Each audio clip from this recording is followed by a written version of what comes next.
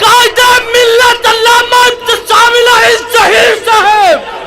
قائد ملت علامہ ابتسام الہی ظہیر صاحب۔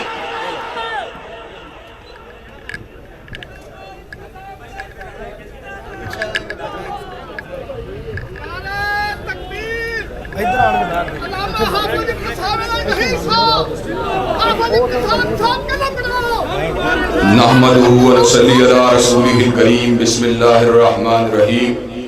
فَإِنْ آمَنُوا بِمِثْلِ مَا آمَنْتُمْ بِهِ فَقَدِ اهْتَدَوْا وَإِنْ تَوَلَّوْا فَإِنَّمَا هُمْ فِي شِقَاقٍ فَسَيَكْفِيكَهُمُ اللَّهُ وَهُوَ السَّمِيعُ الْعَلِيمُ۔ حضرات گرامی قدر،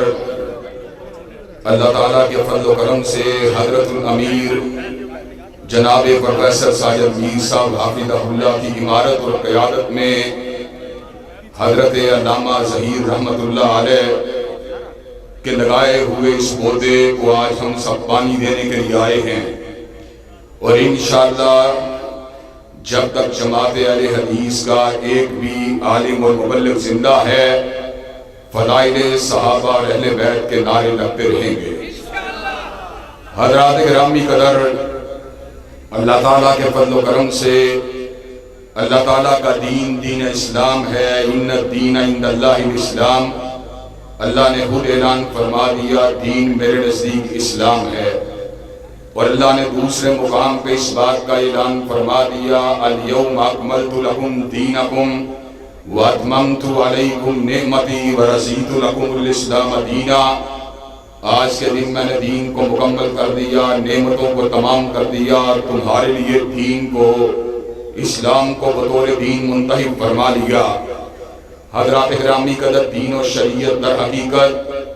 ایک ایسی کامل اور مکمل زندگی گزارنے کا نام ہے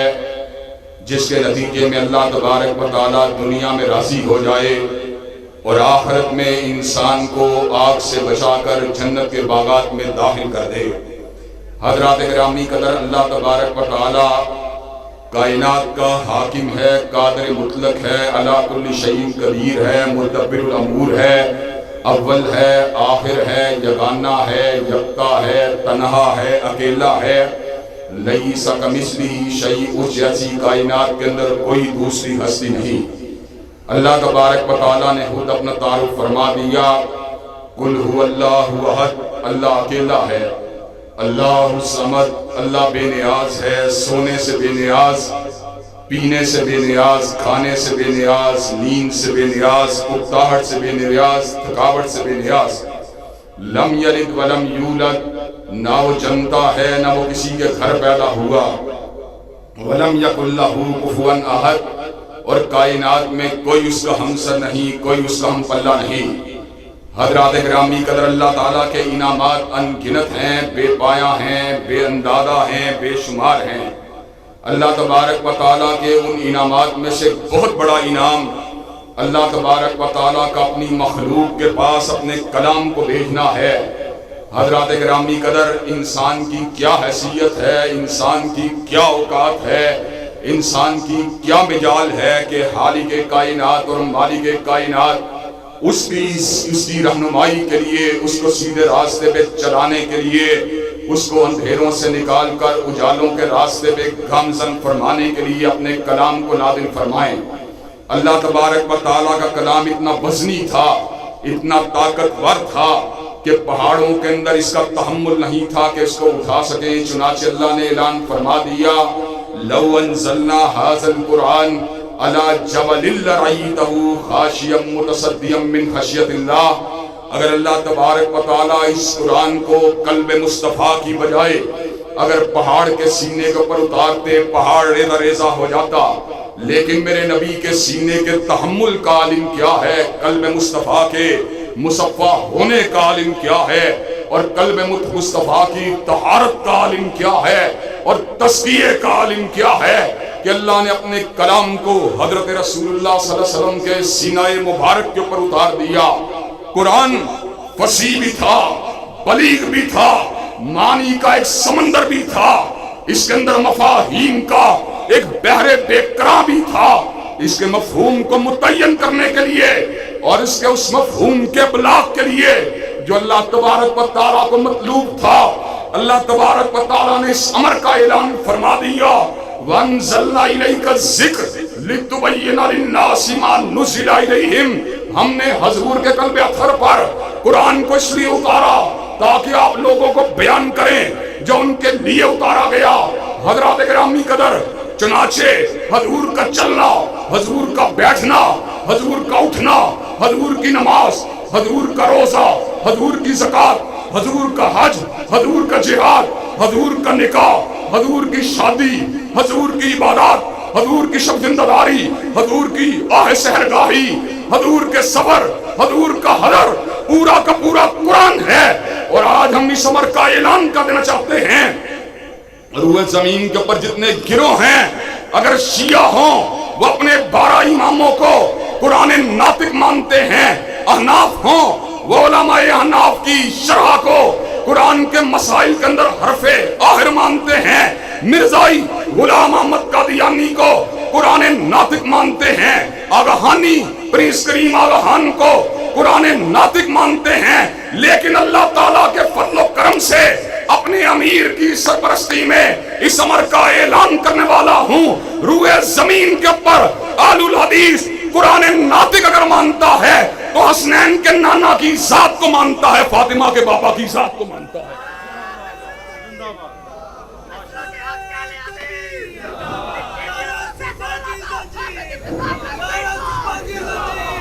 حضرات گرامی قدر،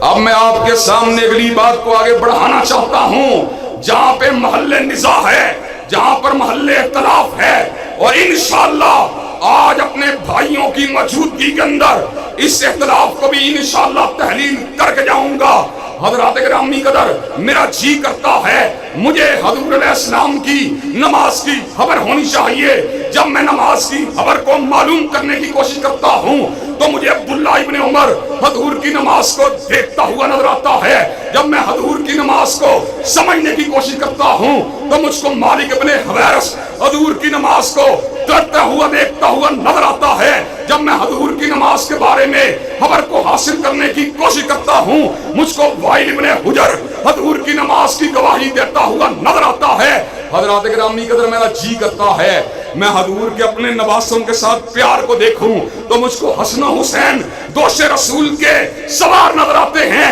حضرات گرامی قدر، میرا جی چاہتا ہے کہ میں حضور کی خلوت کی بات کو معلوم کروں، مجھے امی عائشہ حضور کی خلوت کی بات کو بتلاتی ہوئی نظر آتی ہے۔ میرا جی چاہتا ہے میں غار ثور کی تنہائیوں کے اندر حضور کے حالات کی خبر معلوم کروں، مجھے صدیق جو ہے غار ثور کے اندر حضور کے حالات کو بتلاتا ہوا نظر آتا ہے۔ میرا جی چاہتا ہے میں حضور کی جہاد کی ردات کو معلوم کروں، مجھ کو علی المرتضی حضور کے ساتھ تلوار کو چلاتا ہوا نظر آتا ہے۔ اور مجھے یہ بات بتلاؤ، اگر میں حضور کے صحابہ کو نہ مانوں، اگر میں امی عائشہ کو نہ مانوں، اگر میں ابو ہریرہ کو نہ مانوں، اگر میں انس بن مالک کو نہ مانوں، اگر میں ابو سعید الخدری کو نہ مانوں، اگر میں جابر بن عبداللہ کو نہ مانوں، اگر میں عبداللہ ابن عمر کو نہ مانوں، اگر میں عبداللہ ابن عباس کو نہ مانوں، اگر میں عبداللہ ابن عمر بن العاص کو نہ مانوں، تو مجھے بتلاؤ میں حضور کی سیرت کو کہاں سے دیکھوں گا؟ حضرات گرامی قدر، اگر میں نے حضور کی تصویر پر جمال اور پر جلال کو دیکھنا ہے تو مجھے صحابہ کی نگاہوں کی ضرورت ہے، ان کی گواہیوں کی ضرورت ہے، ان کے اقوال کی ضرورت ہے، ان کی شہادت بینات کی ضرورت ہے۔ حضرات گرامی قدر، آج سے کچھ سال قبل سماعت ٹی وی کے زیر اہتمام لاہور کے ایک بڑے شادی حال مغل اعظم کے اندر ایک پروگرام ہوا جس کے اندر شیعہ احباب بھی موجود تھے اور آپ کا یہ گناہگار بیٹا بھی موجود تھا۔ مولانا ریاض حسین نجفی شیعہ مکتب فکر کی نمائندگی کر رہے تھے۔ انہوں نے اس موقع پہ یہ بات کہی، ہمارا دستور یہ ہے ہم حضور علیہ السلام کے گھر کی بات کرتے ہیں، چنانچہ گھر کی گواہی یاروں کے مقابلے میں اعلیٰ ہوتی ہے۔ حضرات گرامی قدر، پنجاب یونیورسٹی کے طالب علموں نے ایسے عالم کے اندر مولانا کی بات کو سن کے کلیپنگ کی۔ حضرات گرامی قدر، مجھے مائک کو تھمایا گیا، ایسے موقع کے اوپر میں نے جواب دیا، حضور کی زندگی کے حصے دو ہیں، ایک حصہ وہ ہے جو حضور نے گھر میں گزارا ہے، اگر گھر کی بات ہوگی تو امہات المومنین اور اہل بیت اعظام کی بات کو حجت اور دلیل مانا جائے گا، اور اگر گھر سے باہر کی بات ہوگی تو صحابہ کرام کی گواہی کو حجت مانا جائے گا۔ حضرات گرامی قدر، حضور کی زندگی کی کامل تصویر کو معلوم کرنے کے لیے اہل بیت کے ساتھ صحابہ کرام رضوان اللہ علیہ مجمعین کی گواہیوں کو شامل کرنا پڑے گا۔ اگر آپ ان کی گواہیوں کو شامل نہیں کریں گے، حضور علیہ السلام کی سیرت و کردار کا مکمل تصور ہمارے سامنے اجاگر نہیں ہو سکتا۔ حضرات گرامی قدر، یہی وجہ ہے کہ اللہ تبارک و تعالیٰ کے فضل و کرم سے اہل حدیث نے جب بھی بات کی ہے، تولا کی بات کی ہے، اہل حدیث تبرئی نہیں ہو سکتا۔ حضرت علامہ شہید نے اسی چوک میں کھڑے ہو کر کہا تھا، وہ ہمارا منہج کیا ہے، صدیق ہو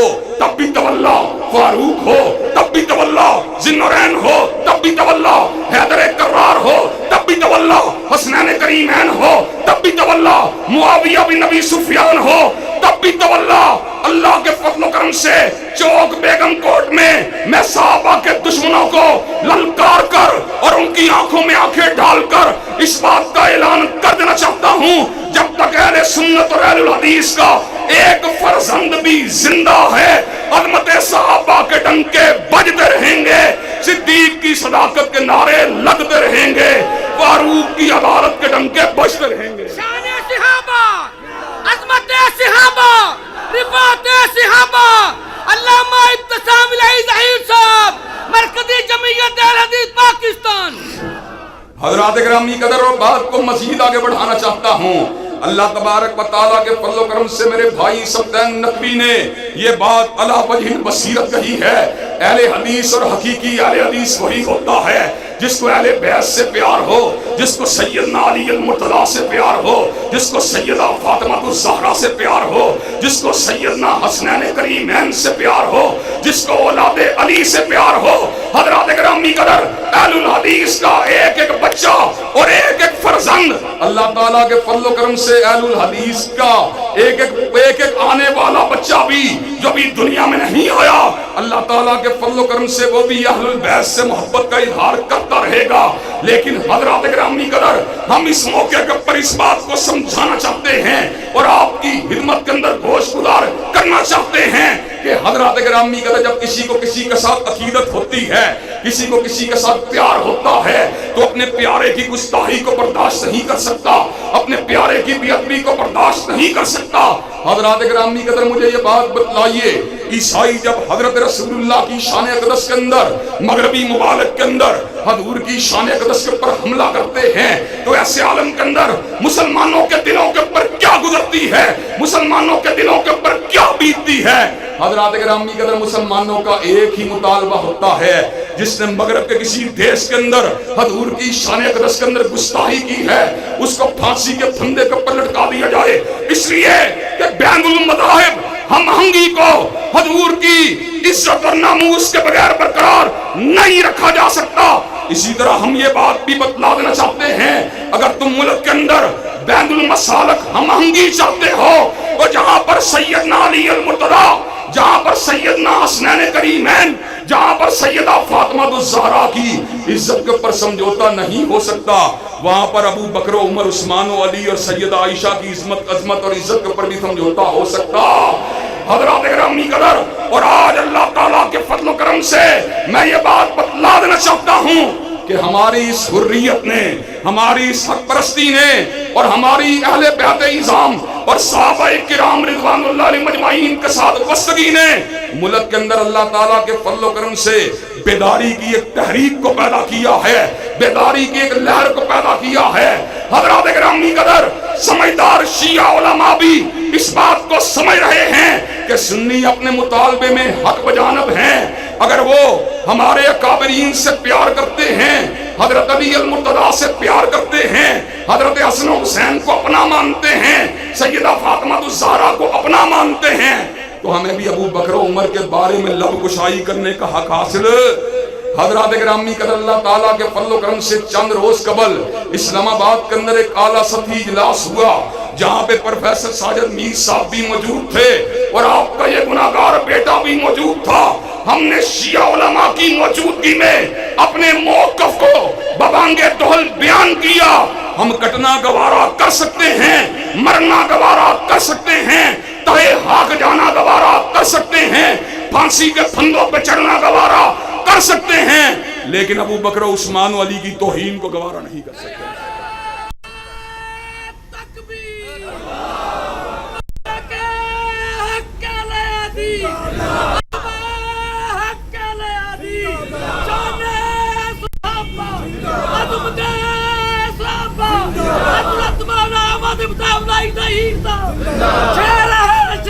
हज़रात गिरामी कदर और आपकी खिदमत के अंदर मैं इस बात को भी रख देना चाहता हूँ, अल्लाह तबारक व तआला के फज़ल करम से हम इस मौक़िफ़ के अंदर कोई हरजाई नहीं हैं, हम इस मौक़िफ़ के अंदर कोई बेवफाई करने के लिए तैयार नहीं हैं, हम इस मौक़िफ़ के ऊपर रहते हुए ना झुकने के लिए तैयार हैं, ना बिकने के लिए तैयार हैं। अल्लाह ताला के फज़ल करम से अभी कोई फांसी का फंदा ऐसा तैयार नहीं हुआ जिसके ऊपर चढ़ने से शहीद मिल्लत का यह बेटा घबरा जाए। अभी दुनिया के अंदर कोई करेंसी ऐसी इजाद नहीं हुई जिससे हमारे ज़मीरों का सौदा किया जा सके। हज़रात गिरामी कदर, दुनिया वालों की लड़ाइयाँ दुनिया वालों के लिए हैं, किसी की लड़ाई जागीर की वजह से, किसी की लड़ाई सरमाए की वजह से, किसी की लड़ाई चौधराहट की वजह से, किसी की लड़ाई सरदारी की वजह से, और हमारी लड़ाई है तो अज़मत सहाबा की वजह से।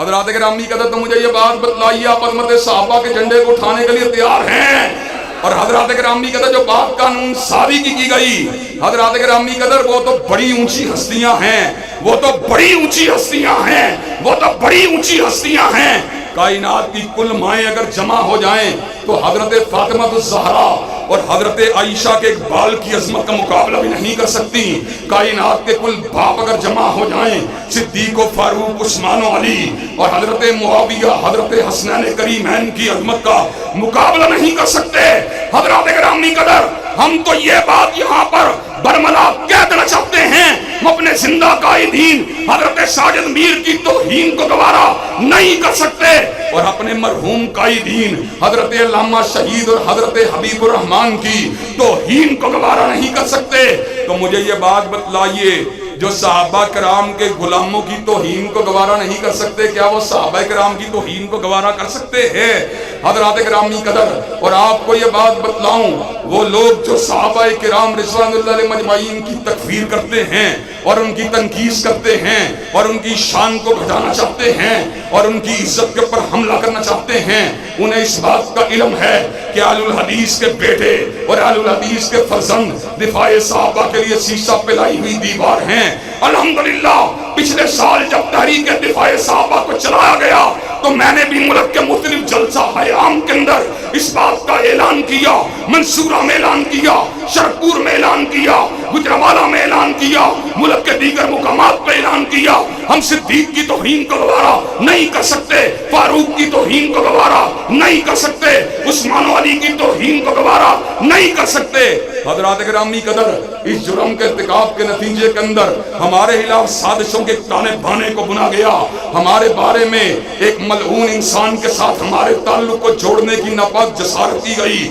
आज़ान इलाही जिसने शान अहले बैत के अंदर गुस्ताखी की है, हज़रात गिरामी कदर, हमने मुतालबा किया इसको तोड़े मारे जाएं, इसको फांसी के फंदे के ऊपर लटका दिया जाए। हमने कहा हम ऐसे शख्स के साथ जो है ताल्लुक रखना किसी कीमत के ऊपर भी गवारा नहीं कर सकते। हम ऐसे शख्स के लिए हाथ उठाकर बद्दुआएं करने के लिए तैयार हैं, लेकिन झूठे इल्जामात को लगाकर और धमकियों को देकर और हमको हरासा करने की कोशिश कर और हमें कत्ल के खौफ के अंदर मुब्तला करके हमारी जुबान बंदी की कोशिश की गई। हज़रात गिरामी कदर, ऐसे आलम के अंदर अल्लाह तबारक व तआला के फज़ल करम से आपके इस गुनाहगार बेटे ने कहा था क्या होगा, हज़रत शहीद को भी शहीद कर दिया गया, लेकिन दिफाए सहाबा का कारवां आज भी जारी व सारी है। अगर मुझको भी शहीद कर दिया जाए तो क्या फर्क पड़ता है, कत्ल गाहों से चुनकर हमारे आलम और निकलेंगे उस शाब के काफिले जिनकी राह तलब से हमारे कदम मुख्तसर कर चले दर्द के फासले। हज़रात गिरामी कदर, इंशाअल्लाह जिंदगी की आने वाली जितनी सांसें हैं वो दिफाए सहाबा की अमानत हैं। और हज़रात गिरामी कदर, आज जुल्म का आलिम ये है, अल्लाह तबारक व तआला के फज़ल करम से इतदाल के साथ, दलाइल के साथ, बराहीन के साथ बात करते हैं, लेकिन जुबान बंदी के ऑर्डर हैं, फलां जिले में नहीं जा सकते, फलां जिले में नहीं जा सकते, फलां जिले में नहीं जा सकते। حضرات گرامی قدر آج ہم اس عمر کا اعلان کر دینا چاہتے ہیں، متائے لوح قلم چھن گئی تو کیا غم ہے کہ خون دل میں ڈبولی ہیں انگلیاں میں نے، اور لبوں پہ مور ہے تو کیا کہ رکھ دی ہے ہر حلقہ زنجیر میں زباں میں نے۔ حضرات گرامی قدر یہ زندگی کیا ہے، انا صلاتی و نسکی و محیایا و مماتی للہ رب العالمین۔ بے شک ہمارا جینا، بے شک ہمارا مرنا، بے شک ہماری نمازیں، بے شک ہماری قربانیاں اللہ رب العالمین کے لیے ہیں۔ اور حضرات گرامی قدر اللہ رب العالمین سے پیار کا اظہار تو آپ قاری عبد المتین اصغر صاحب کی رحلت کی شکل کے اندر بھی دیکھ چکے ہیں۔ حضرات گرامی قدر قاری القرآن نے صحابہ کرام کا دفاع کرتے کرتے اسی سٹیج کے اوپر جان کو نچھاور کر دیا۔ حضرات گرامی قدر آج ہم اس چوک میں کھڑے ہو کر اس بات کا اعلان برملا طور پہ کر دینا چاہتے ہیں، سیدین شہیدین کے بیٹے ہیں، کالا پانی کی صداؤں کو کاٹنے والوں کے بیٹے ہیں، احمد اللہ کے بیٹے ہیں، جعفر تھانیسری کے بیٹے ہیں، علامہ شہید کے بیٹے ہیں، حبیب الرحمان کے بیٹے ہیں، محمد حسین کے بیٹے ہیں، حافظ عبداللہ کے بیٹے ہیں، اور جب تک زندہ رہیں گے عظمت صحابہ کا پھریرا لہراتے رہیں گے اور اپنے اسلاف کی روایات کو پلٹاتے رہیں گے۔ نعرہ تکبیر، اور جیوے جیوے علامہ جیوے جیوے جیوے، نعرہ تکبیر۔ حضرات گرامی قدر آپ مجھے یہ بات بتلائیے کہ آپ دفاع صحابہ کے کارواں کے لیے علم کے ساتھ، استدلال کے ساتھ، دلائل کے ساتھ، براہین کے ساتھ دستوری اور قانونی جنگ لڑنے کے لیے تیار ہیں انشاءاللہ؟ البتہ صحابہ کو اس ملک کا قانون بنوانے کے لیے تیار ہیں انشاءاللہ؟ حضرات گرامی قدر آخری بات کر دینا چاہتا ہوں، جب بھی کبھی دفاع صحابہ کے لیے کوئی آواز اٹھی، اللہ تبارک و تعالیٰ کے فضل و کرم سے ہم ہر لحظہ ہر لمحہ میدان عمل کے اندر آنے کے لیے تیار رہے۔ حتیٰ کہ پنجاب کے سپیکر پنجاب کے سپیکر صوبائی اسمبلی جناب پرویز الہی نے جس وقت اس حوالے سے حرکت کی تو ہم نے ساجد میر صاحب کی ہدایت کے اوپر ان سے ملاقات کی اور ان کو تعاون کا مکمل یقین دہانی کروائی۔ آج بھی بیگم کوٹ چوک کے اندر ہم یہ مطالبہ کرنا چاہتے ہیں اور برسرے عام کرنا چاہتے ہیں اور ٹنکے کی چوٹ کرنا چاہتے ہیں۔ حضرات گرامی قدر کیا صحابہ کرام کی ناموس کا قانون ہونا چاہیے کہ نہیں ہونا چاہیے؟ حضرات ناموس صحابہ کے قانون کو اس ملک کا قانون بنوانے کے لیے تیار ہیں انشاءاللہ؟ انشاءاللہ خون دل دے کے نکھاریں گے رخ پر کے گلاب، اور ہم نے گلشن کے تحفظ کی قسم کھائی ہے۔ وآخر دعوانا الحمدللہ رب العالمین۔